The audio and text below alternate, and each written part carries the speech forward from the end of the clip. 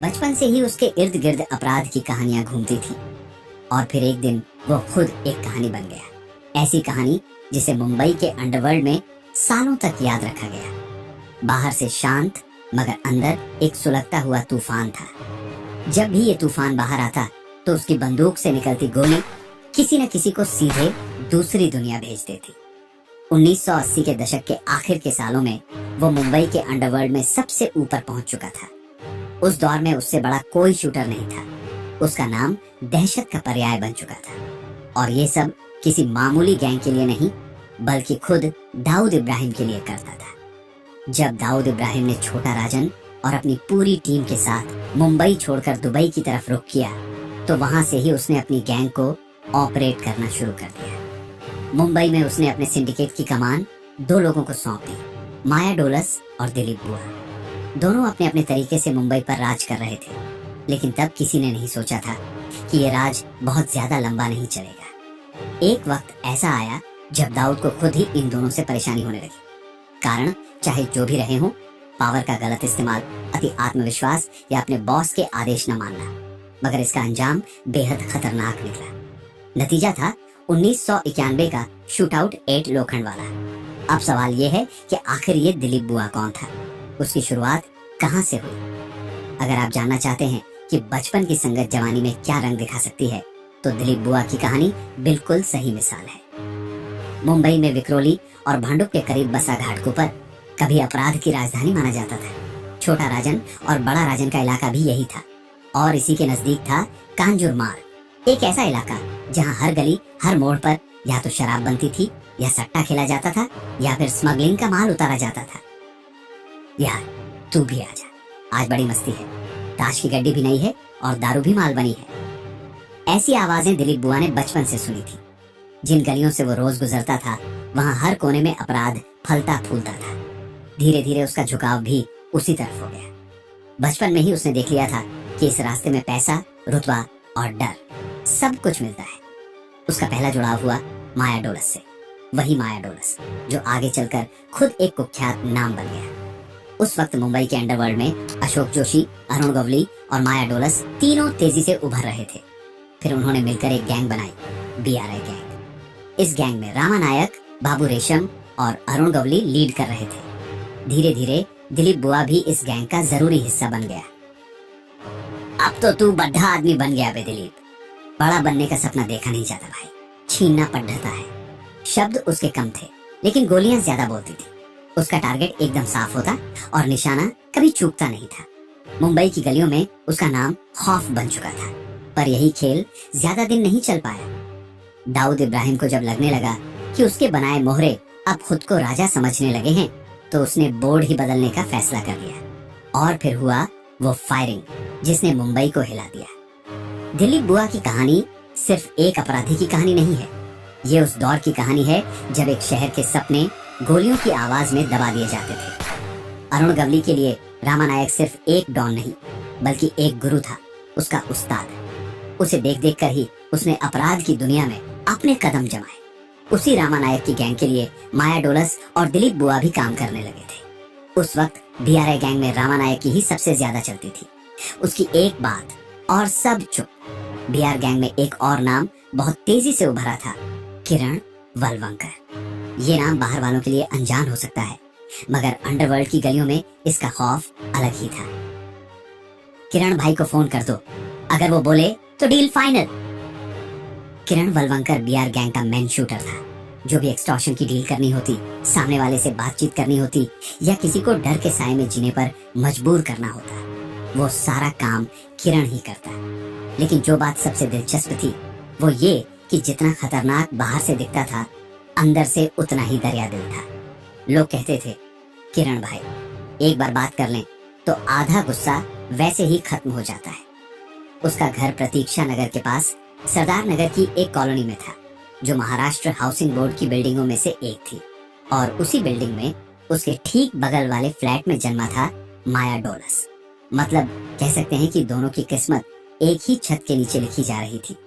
Sign hospital के पास बसा प्रतीक्षा नगर उस वक्त अंडरवर्ल्ड का हॉटस्पॉट था और यही वो जगह थी जहां माया डोलस और किरण की दोस्ती गहरी होती गई। धीरे धीरे किरण ने माया को भी अपने साथ काम देना शुरू किया। अबे माया, अब तू सिर्फ पड़ोसी नहीं, मेरा बंदा भी है। तैयार रह, तेरा असली खेल शुरू होने वाला है। माया, जो शुरू में सिर्फ एक बेकाबू लड़का था, अब बीआर गैंग का हिस्सा बन चुका था। फिर उसका संपर्क हुआ अशोक जोशी से, जिसने कांजूरमार्ग से अपना नया क्रिमिनल नेटवर्क शुरू किया। माया ने तुरंत अपना झुकाव उस तरफ किया और अशोक जोशी के लिए काम करने लगा। यहीं पर उसकी मुलाकात हुई दिलीप बुआ से, और जैसे दो बारूद एक साथ जलते हैं, वैसे ही दोनों की दोस्ती ने अंडरवर्ल्ड में हलचल मचा दी। बात सिर्फ दोस्ती की नहीं थी, दोनों का बैकग्राउंड, उम्र और सोच बहुत कुछ मेल खाता था। दोनों का जन्म भी 1966 में हुआ था। दोनों का गुस्सा, दोनों की जिद और दोनों का बेतुका जुनून एक जैसा था। माया के जरिए दिलीप की मुलाकात फिर किरण से हुई, और किरण ही वो शख्स बना जिसने दिलीप को रामा नायक से मिलवाया। रामा भाई, ये है दिलीप बुआ, काम में भरोसा रखो। यह लड़का सिचुएशन को समझता नहीं, सीधा कंट्रोल करता है। रामा नायक पहली ही मुलाकात में दिलीप से प्रभावित हो गया। उसकी पर्सनैलिटी, फिजिकल फिटनेस, आंखों में जलती आग, सब कुछ रामा को उस पुराने वक्त की याद दिला गया जब वो खुद भी इसी जोश से भरा हुआ था। धीरे धीरे दिलीप ने अपने अंदाज से रामा को और ज्यादा इम्प्रेस किया। उसका अपराध करने का तरीका बाकी गैंगस्टर्स से बिल्कुल अलग था, फास्ट, प्लान्ड और बेखौफ। एक दिन रामा ने कहा, दिलीप, अब तू मेरे साथ रहेगा, सिर्फ मेरा आदमी नहीं, मेरा बॉडीगार्ड बनकर। बस यहीं से दिलीप की जिंदगी का एक नया चैप्टर शुरू हुआ। अब वो सिर्फ एक गैंग का हिस्सा नहीं था, बल्कि सीधे रामा नायक के साये में था। एक ऐसा साया जिसकी वजह से वो अंडरवर्ल्ड के असली नक्शे में दर्ज हो गया।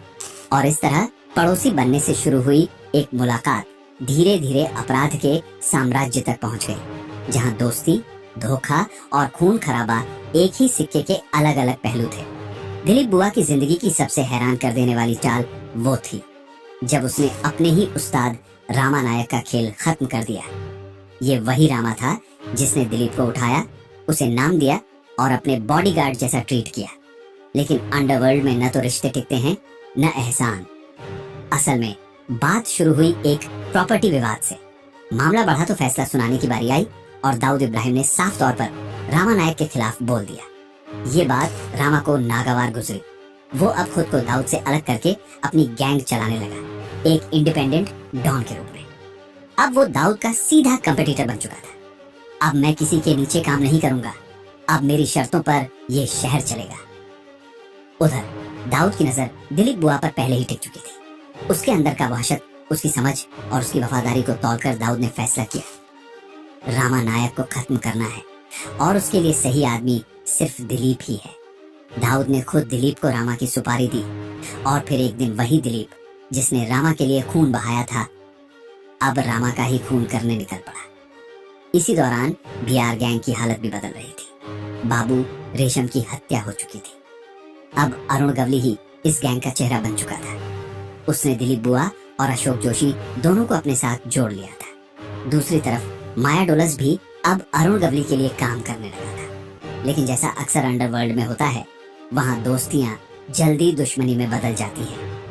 माया का झगड़ा अब अमर नायक गैंग से शुरू हो चुका था। साले को जिंदा नहीं छोड़ूंगा, अमर नायक ने कसम खाई थी।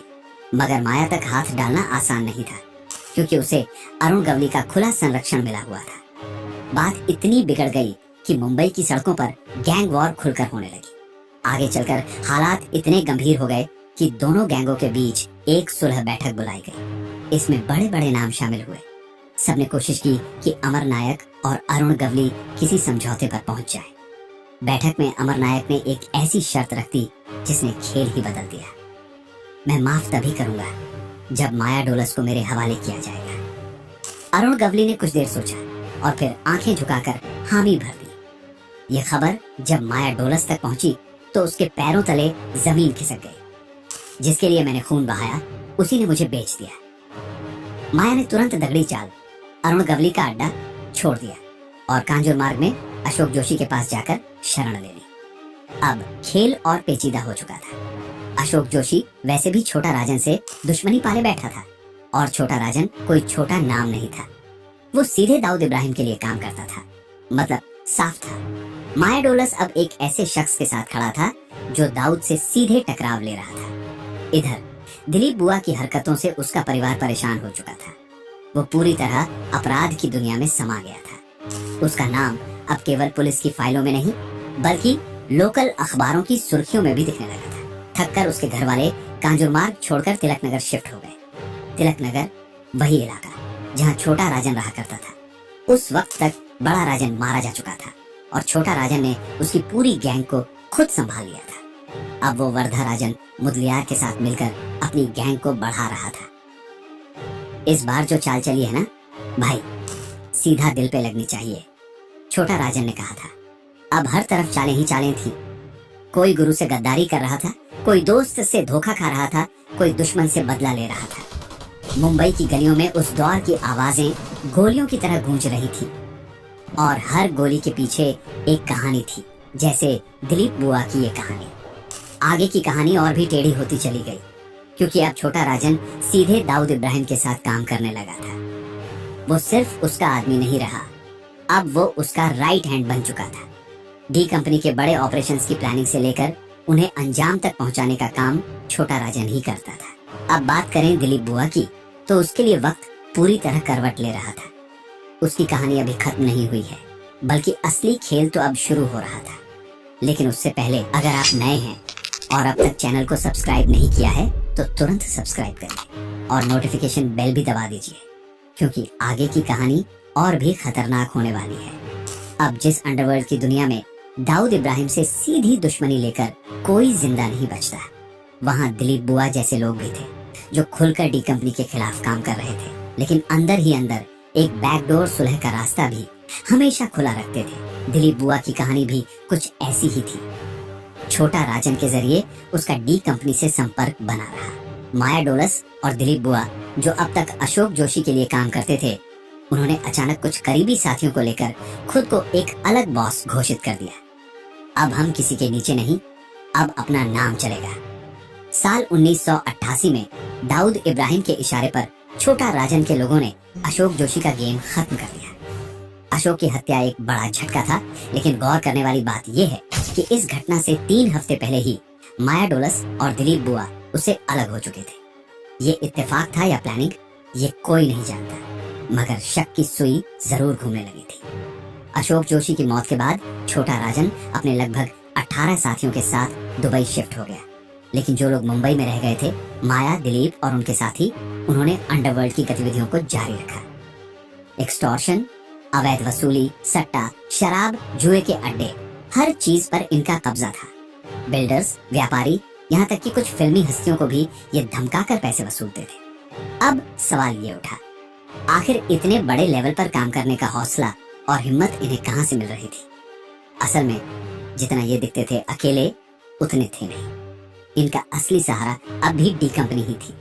छोटा राजन भले ही दुबई में था, मगर वहां से वह लगातार ऑर्डर पास करता था। मुंबई की गलियों में ये लोग अब छोटे मोटे गुंडे नहीं, बल्कि पावरफुल ऑपरेटर्स बन चुके थे, डी कंपनी के इशारों पर पूरा शहर हिलाने वाले। इसी बीच मुंबई में छोटा राजन की जगह खाली हो चुकी थी, क्योंकि वो पूरी तरह दुबई शिफ्ट हो गया था। उधर तिलक नगर के पास की खाड़ी को भरकर नई बस्ती बसाने की प्लानिंग शुरू हो चुकी थी। सरकार का फोकस अब न्यू तिलक नगर पर था। इस काम के लिए उस खाड़ी को भरना बेहद जरूरी था। वहाँ पत्थर, रेत, बजरी और दूसरी चीजें ट्रकों में भरकर लाई जाती और फिर उन्हें खाड़ी में डंप किया जाता था, ताकि जमीन को लेवल किया जा सके। इस पूरे काम का ठेका पनवेल के एक ताकतवर और रसूखदार आदमी राम सेठ ठाकुर के पास था। राम सेठ के ट्रक दिन रात खाड़ी की तरफ आ जा रहे थे। ब्रिज बनाया जा रहा था, खाड़ी को पार करने का रास्ता तैयार हो रहा था, और इसी के साथ साथ कुछ और खेल भी शुरू होने वाले थे, जो अंडरवर्ल्ड की दुनिया को फिर से हिला देने वाले थे। तो कहानी यहीं खत्म नहीं होती दोस्तों, ये तो बस आगाज है। आपने बसई वीरा नाला सुपारा के भाई ठाकुर का नाम तो जरूर सुना होगा। वो इंसान नहीं, इलाके का कानून था। उसकी मर्जी के बिना वहाँ कोई पत्ता तक नहीं हिलता था। ठीक ऐसा ही रुतबा पनवेल और न्यू बॉम्बे के इलाके में राम सेठ ठाकुर का था। बहुत ही दबदबे वाला नाम। राम सेठ न सिर्फ इलाके का बाप था, बल्कि बाद में तो एमएलए बना और फिर मिनिस्टर ऑफ पार्लियामेंट भी।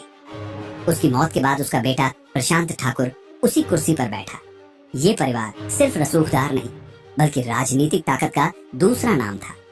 लेकिन कहानी में ट्विस्ट तब आया जब दिलीप बुआ एक आम से परिवार से निकलकर इस ताकतवर शख्स को घुटनों पर लाने पर मजबूर कर दिया। दरअसल तिलक नगर की खाड़ी को पाटने का काम चल रहा था। वहाँ एक ब्रिज बनाया जा रहा था और रोज ट्रकों में पत्थर, मिट्टी और मलबा लाया जाता था। उन ट्रकों की निगरानी करने वाला कोई नहीं था सिवाय एक शख्स के, और वो था दिलीप बुआ। वो अपनी कार्बाइन लेकर ब्रिज के पास खड़ा रहता और जैसे ही राम सेठ ठाकुर के ट्रक आते, रुक, पैसा निकाल और फिर जा। हर ट्रक से वसूली करता था, और वो भी अकेले। न कोई गैंग, न कोई बैकअप, सिर्फ कार्बाइन और हिम्मत। उस वक्त दिलीप बुआ के साथ कोई टीम नहीं थी, लेकिन दिल में आग और आंखों में जुनून था। उधर उसी इलाके में यशवंत जाधव नाम का एक और खिलाड़ी उभर रहा था। वो केबल ऑपरेटर था और उस वक्त केबल का धंधा एक चलती फिरती मशीन थी। पैसा ही पैसा। यशवंत न्यू तिलक नगर में अपने धंधे को बढ़ा रहा था, लेकिन साथ में दूसरों को काम करने से रोक भी रहा था, खासकर ओल्ड तिलक नगर से आने वाले लोगों को। अब ओल्ड तिलक नगर छोटा राजन का इलाका था। उसके लड़के वहाँ केबल का काम कर रहे थे। जब दिलीप बुआ को इस बात की भनक लगी तो उसने बिना देर किए सीधा एक्शन लिया। वो अकेले ही यशवंत जाधव के पास पहुंचा, हाथ में वही कार्बाइन, और गुस्से में सीधा कनपट्टी पर रख दी। देख यशवंत, ओल्ड तिलक नगर के किसी भी लड़के को धमकाया या हाथ लगाया तो अगली बार जब मैं आऊंगा तो तुझे जिंदा छोड़कर नहीं जाऊंगा। बस इस एक लाइन ने यशवंत की हकीकत बदल दी। उसने न सिर्फ ओल्ड तिलक नगर के लड़कों को काम करने दिया, बल्कि उनके लिए रास्ता भी खोला। अब धीरे धीरे तिलक नगर में दिलीप बुआ का सिक्का जमने लगा। वो यहीं का होकर रह गया और अपनी हुकूमत जमाई। वहीं दूसरी तरफ माया डोलस की चालें कुछ और ही थी। वो कभी एक जगह टिकता नहीं था, कभी थाना, कभी दूसरी बस्तियां, बार बार अड्डे बदलते हुए एक दिन वो पहुंचा अशोक जोशी के पुराने इलाके में। वहां उसने देखा कि आज भी लोग अशोक जोशी के नाम की इज्जत करते हैं। ये सुनकर माया डोलस थोड़ा सहम गया, क्योंकि वो जानता था कि कभी उसी अशोक के साथ खड़ा था, और अब उसकी कहानी उस जमीन पर सुन रहा है जहां उसका नाम आज भी जिंदा था। गणेश उत्सव का वक्त था। हर गली में रोशनी थी, हर मोड़ पर भक्ति का माहौल। लेकिन कांजूर मार्ग के एक पंडाल में कुछ अलग ही माहौल था। वहां बप्पा की मूर्ति के ठीक बगल में अशोक जोशी की बड़ी सी फोटो टंगी थी। फोटो पर फूलों का हार था और चेहरे पर वही तेवर जो कभी कांजूर मार्ग की गलियों में चलता था। वो पंडाल सिर्फ गणपति का नहीं था, वो एक इमोशन था, एक याद, एक बयान कि अशोक भाई आज भी लोगों के दिलों में जिंदा है। उनके पुराने साथी, उनके नाम पर चलने वाले लड़के सब वहीं मौजूद थे। माहौल इज्जत वाला था, लेकिन कुछ लोगों के लिए ये हकीकत गले से नीचे नहीं उतर रही थी। माया डोलस और दिलीप बुआ को ये बात चुभ रही थी। दोनों को लग रहा था कि उनकी दहशत का कोई वजूद ही नहीं बचा है। दोनों के अंदर गुस्सा भी था और अहंकार भी। उन्होंने अपने कुछ साथियों को साथ लिया, थोड़ा नशा किया और सीधा उस पंडाल में घुस पड़े। भीड़ भरा पंडाल था, लोग बप्पा के दर्शन कर रहे थे, लेकिन माया और बुआ की नजर फोटो पर थी, अशोक जोशी की फोटो। बिना कोई बात किए, बिना कोई चेतावनी दिए, इन दोनों ने अपनी ऑटोमेटिक गन निकाली और जहां फोटो टंगी थी वहीं पर ताबड़तोड़ गोलियां बरसा दी। चारों तरफ भगदड़ मच गई। बच्चे रोने लगे, औरतें चिल्लाने लगी। पंडाल की हवा एक झटके में बारूद से भर गई। गोलियों से 5 लोग मौके पर ढेर हो गए, जिनमें से कोई साधारण दुकानदार था, कोई ऑफिस जा रहा था, यानी कोई भी अपराधी नहीं था। ये सिर्फ बदले का जुनून था, या कहो एक मैसेज। पूरा इलाका हिल गया। पुलिस तक खबर पहुंचते ही अफसरों की नींद उड़ गई, क्योंकि मामला सिर्फ फायरिंग का नहीं था, मामला एकदम सीधा कानून के मुंह पर तमाचा मारने जैसा था। इसी एक वारदात ने माया और बुआ को मुंबई पुलिस की टॉप मोस्ट हिट लिस्ट में पहुंचा दिया। अब ये दोनों किसी भी वक्त मारे जा सकते थे। लेकिन इस कहानी की असली जड़ें तो उससे भी पीछे जाती हैं। जब साल 1989 में दिलीप बुआ थाने जेल में बंद था, तभी कांजूर मार्ग के डॉन अशोक जोशी की हत्या हो चुकी थी और उनकी पूरी गैंग धगड़ी चाल के नेटवर्क से जुड़ चुकी थी। उसी वक्त जेल में दिलीप बुआ के साथ अशोक जोशी के राइट हैंड माने जाने वाले कई खूंखार गैंगस्टर भी बंद थे। योगेश पराडकर उर्फ परडिया बंधु, पांड्या पांडुरंग मड़वी, विनु करंजेकर उर्फ विनु बावा, सुधीर सुरवे और नामदेव पाटिल। इन सब ने मिलकर दिलीप बुआ पर जानलेवा हमला कर दिया। कहते हैं कि अलार्म बजाने के लिए इन्होंने जेल की 15 फीट ऊंची दीवार तक फांद ली थी। जेल का पूरा सिस्टम हिल गया था, लेकिन बुआ की किस्मत उस दिन उसके साथ थी। वो बाल बाल बच गया। लेकिन सर जी, ये वो टाइप का बंदा था जो हमला भूलता नहीं था और बदला कभी छोड़ता नहीं था। वो अंदर ही अंदर पागल हो चुका था। अब किसी को नहीं छोड़ूंगा, ये लाइन उसके दिल में एक आग की तरह जल रही थी। जेल से निकलते ही बुआ ने माया को साथ लिया और दोनों ने कांजूर गांव में खुलेआम बीच बाजार में AK-47 लेकर गोलियां बरसाई। ना कोई प्लान, ना कोई टारगेट, बस गोली, और वो भी आम लोगों पर। कई सीधे साधे लोग मारे गए जिनका किसी गैंग से कोई लेना देना ही नहीं था। ये सिर्फ एक गैंगवार नहीं थी, ये पूरी मुंबई के दिमाग में डर बैठाने वाला हमला था। और उस वक्त बुआ और माया दोनों को लग रहा था कि वो कुछ भी कर सकते हैं। असल में ये दोनों पहले दाऊद इब्राहिम के लिए काम करते थे। वही उगाही, वही धमकियां, वही वसूली। लेकिन जब उन लोगों ने देख लिया कि दाऊद खुद उनके क्लाइंट से डील करने लगा है, तब उन्हें लगा कि अब उनके पास खुद का नाम बनाने का वक्त है। दाऊद अक्सर कहता, उससे पैसा मत लेना, मैं खुद देख लूंगा। लेकिन माया और बुआ अब किसी की नहीं सुनते थे। अब हम अपने नियम खुद बनाएंगे। और यहीं से इनकी सीधी भिड़ंत दाऊद से हो गई। अब ये लोग अपनी गैंग चला रहे थे, अपने टारगेट चुनते थे और अपने तरीके से पैसे वसूलते थे। दाऊद को ये बात सीधा चैलेंज लग रही थी। उसने मुंबई पुलिस को इनकी डिटेल देना शुरू कर दी। इनको ठोक दो, फ्री हैंड है, ये साफ साफ पैगाम दिया गया था। मुंबई पुलिस को भी अब एनकाउंटर की खुली छूट मिल चुकी थी। दिलीप बुआ और माया डोलस ने लोखंडवाला की स्वाति बिल्डिंग में एक फ्लैट किराए पर लिया था। वहां से अपने ऑपरेशन चला रहे थे, लेकिन फ्लैट के पड़ोसी तक नहीं जानते थे कि उनके बगल में कौन कौन रह रहा है। पुलिस को मूवमेंट का अंदाजा नहीं था, कब आते हैं कब जाते हैं कोई नहीं जानता था। लेकिन वक्त हर किसी को पकड़ लेता है। साल 1991 का एक दिन पक्की खबर मिलती है कि सब गैंगस्टर उस फ्लैट में मौजूद हैं। अफसर आफ्ताब अहमद खान अपनी टीम लेकर पहुंच जाते हैं और पूरी बिल्डिंग को चारों तरफ से घेर लेते हैं। सरेंडर करो, माइक से ऐलान होता है, लेकिन जवाब में गोलियों की बौछार शुरू हो जाती है। 4 घंटे तक फायरिंग चलती है। बुआ की प्लानिंग थी, बस कार तक पहुंच जाऊं, फिर सबको चकमा देकर निकल जाऊंगा, क्योंकि उसकी कार हमेशा तैयार रहती थी, चाबी लगी हुई, बस बैठो और भाग जाओ। लेकिन उस दिन पुलिस ने वक्त ही नहीं दिया। जैसे ही बुआ बाहर निकला, ठाए ठाए ठाए, एक के बाद एक गोलियां उसके जिस्म को छलनी कर देती हैं। माया डोलस भी वहीं ढेर हो गया। उम्र सिर्फ 25 साल। अगर आपने शूट आउट एट लोखंडवाला देखी है तो समझ लीजिए कि वो इसी सच्ची कहानी से निकली फिल्म है। फर्क सिर्फ इतना है कि फिल्म में जो बताया गया वो सिर्फ आधी हकीकत थी, असल कहानी आप अभी सुन चुके हो। तो दोस्तों, अगर आपको ये रियल गैंगस्टर स्टोरी पसंद आई हो तो कमेंट करके बताना मत भूलना। अगली बार फिर मिलेंगे एक और खौफनाक सच्ची कहानी के साथ। तब तक बाय बाय और अपना ख्याल रखना।